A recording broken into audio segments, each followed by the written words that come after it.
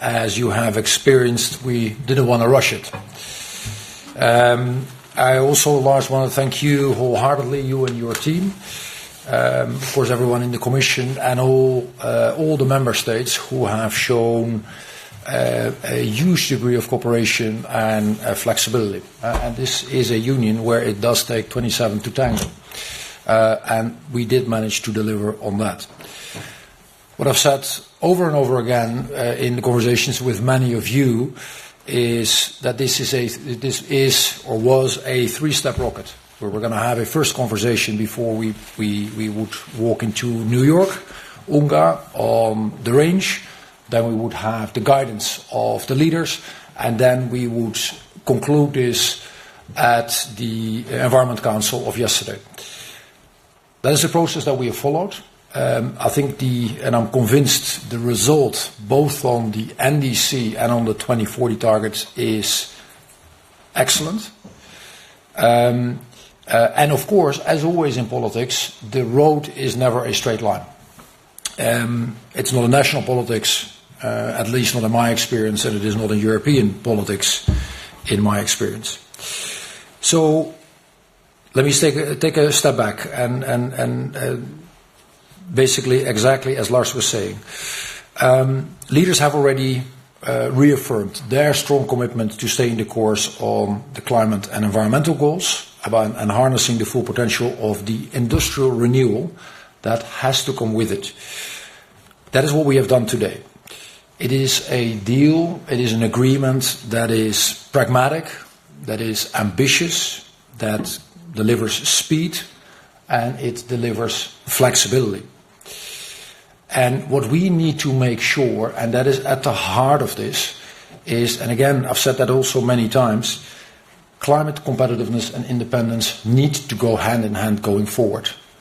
All three are essential, but going forward, we need to make sure it is all of those and not one at the expense of the other. That is what Europe needs going forward.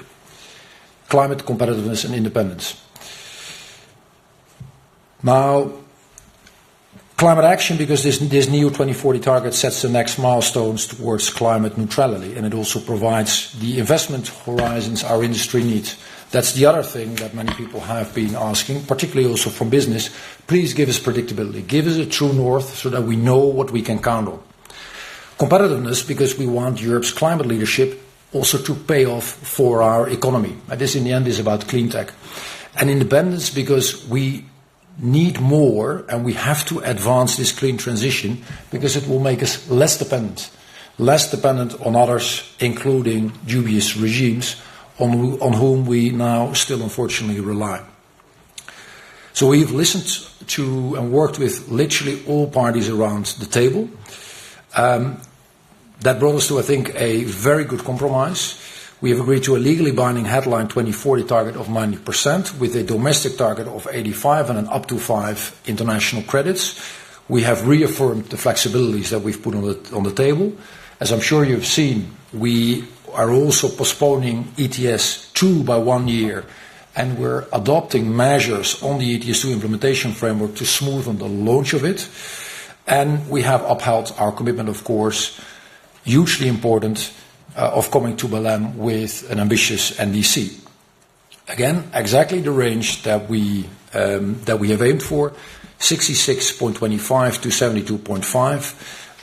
And my experience, also from the various conversations I've had in New York and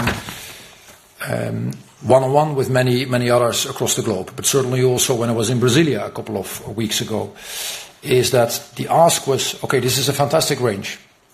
Could Europe please formalize it? And that is what we have done. So once again, many thanks to everyone. Thanks to you for your patience. And we're very glad we're here.